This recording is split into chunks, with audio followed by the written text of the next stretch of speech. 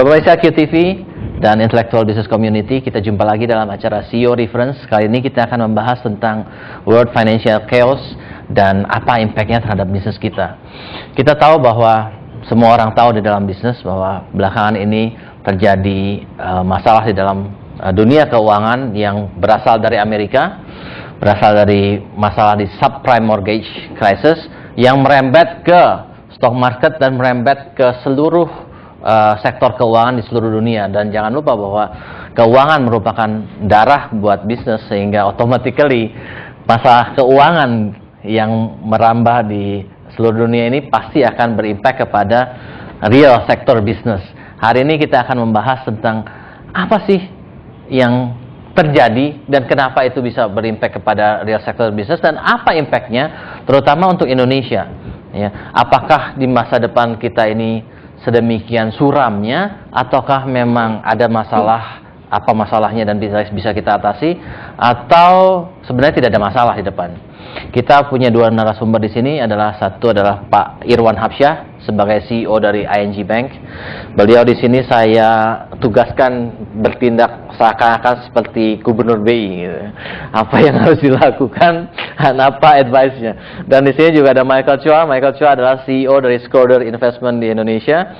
Pak Michael Chua ini juga seringkali dipanggil, diminta pendapatnya bahkan oleh para CEO BUMN gitu ya, untuk ditanyain apa sih yang terjadi dan apa yang harus kita lakukan.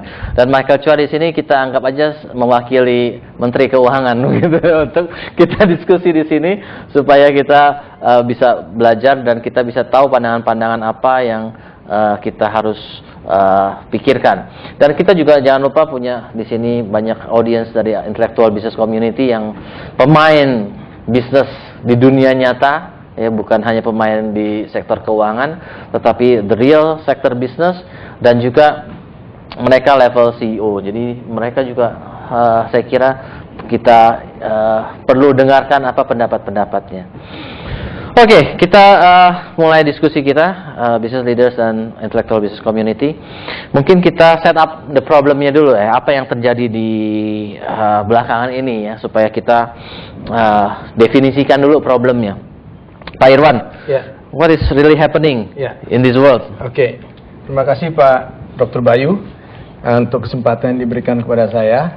Saya di sini nggak berpretensi bahwa saya tahu bagaimana mengatasinya. Tapi seperti bapak-bapak, ibu-ibu di sini juga sudah mengikuti perkembangan financial crisis ini. Sebenarnya financial crisis ini sudah kita ketahui terjadi sejak pertengahan tahun lalu, ya.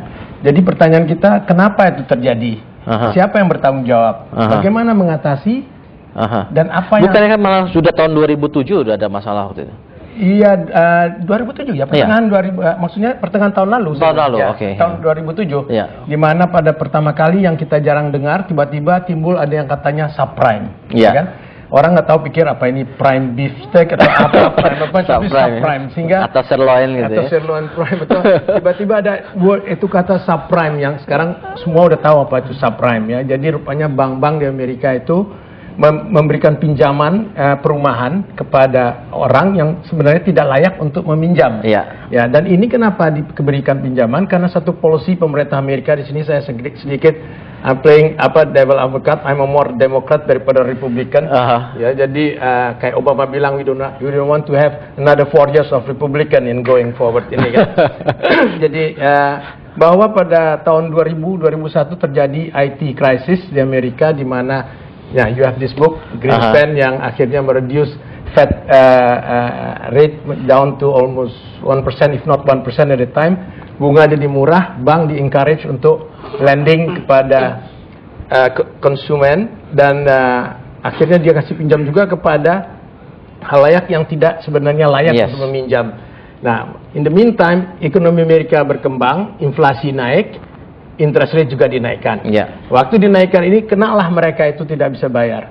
Nah, karena begitu besar loan yang diberikan pada waktu itu, dari tahun 2002 mungkin sampai 2006, itu balance sheet dari perbankan sudah begitu membengkak, sehingga in order mereka bisa meminjamkan lagi, mereka harus securitize dan menjual risknya. Jadi off balance sheet, menjual itu. Nah, ini idenya ini datang dari, to my opinion, correct me I'm wrong kalau dari investment banker. Dari teman-temannya Pak Michael. Ya, investment bankers yang punya ide yang wah di bikin derivatives.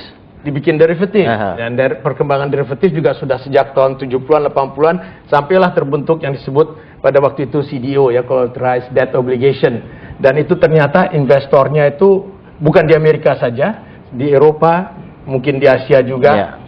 Sehingga sudah global investor CDO tersebut. Nah, pada waktu ini sedikit background, jadi pada waktu mereka tidak mampu membayar, terjadi yang disebut credit risk-nya itu terjadi sehingga bank-bank menjadi macet dan mulailah yang disebut credit crunch.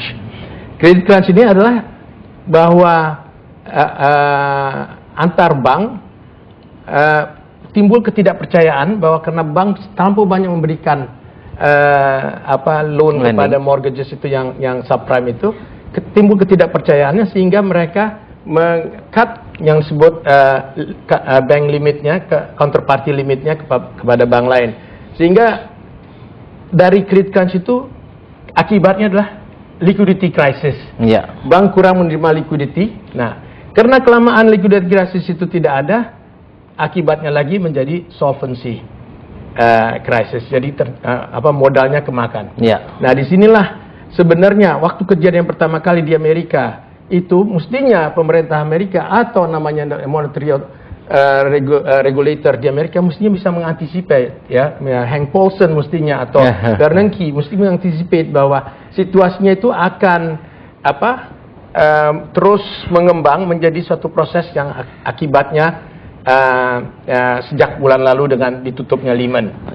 Walaupun sebelum itu ada Bernstein yang diambil alih oleh JP Morgan ya. Tapi damage-nya so big, how can they handle? So that's a problem because they are not able to anticipate the problem. Yeah, if they are able at that time to anticipate the volume, the size of the problem, yeah, probably they could come with a better solution at that time, sehingga tidak terjadi yang in the past 3-4 weeks ini yang kita lihat ya, merambat yang tadi dikatakan dari sektor keuangan ke capital market, dan dalam hal ini ke saham-saham, mulai tumbling down saham dari Amerika, Eropa, saham di Dow Jones sudah drop 60%, udah nggak jauh lagi dengan resesi tahun 30 yang dropnya sekitar 85%, di Indonesia 50% atau 49%, sehingga akibatnya yang kita ketahui bahwa regulators, Bernanke sama Paulson,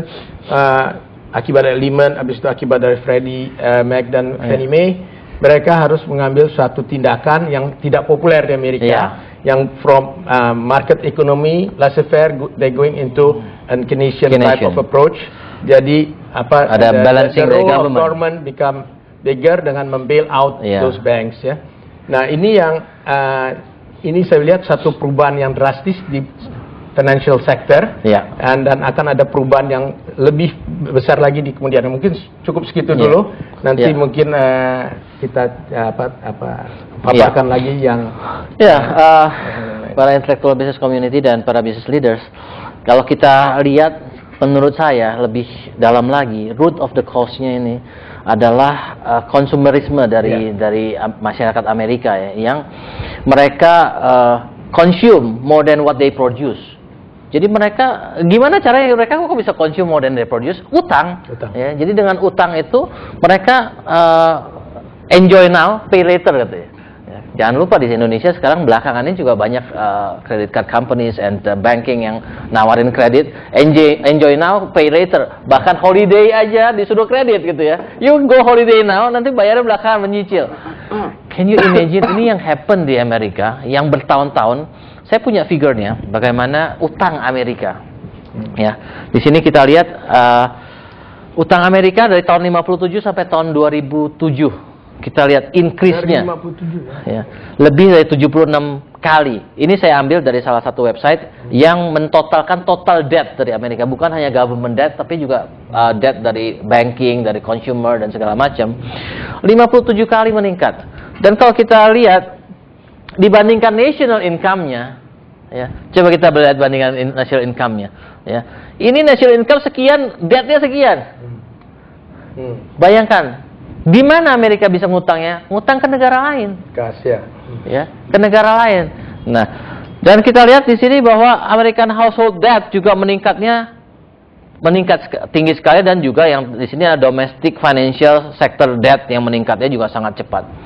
Jadi kalau kita lihat sebenarnya ekspor terbesar dari Amerika Serikat itu bukannya produk, tapi utang. Nah, apa yang terjadi kemarin ini yang saya lihat adalah efek dari utang tersebut yang sudah kebanyakan, mau nggak mau satu saat default. Nah, sekarang adalah default, masalahnya default. Begitu default, maka yang diutang jadi punya masalah keuangan juga kan, ya. Punya masalah keuangan, maka banking itu yang bisa diutang. Biasa kalau kita taruh uang di bank itu untuk supaya kita dapat bunga, kita yakin tuh bunga akan kembali. Tapi begitu ada orang yang default nggak bisa bayar bank, yang kita khawatir banknya nggak bisa bayar bunga kita kembali. Jadi banyaklah rush di bank-bank di seluruh dunia. Ini yang terjadi di sekarang ini, yang saya kira ini root cause-nya yang saya kira bisa menjelaskan berbagai efek yang akan terjadi berikutnya. Ya. Nah, buat para business leaders dan intellectual business community, kita harus akhiri segmen pertama kita ini dan kita akan masuk segmen kedua. Dan buat para business leaders dan CEO intellectual business community yang ingin berpartisipasi, bisa SMS ke 0896 kali 788, dan buat yang terpilih akan mendapat buku yang berhubungan dengan topik kita hari ini, yaitu The Greenspan Effect. Bagaimana bos kita satu ini yang sudah lama di Amerika sebelum diganti oleh Bernanke itu set up all the policies yang support masalah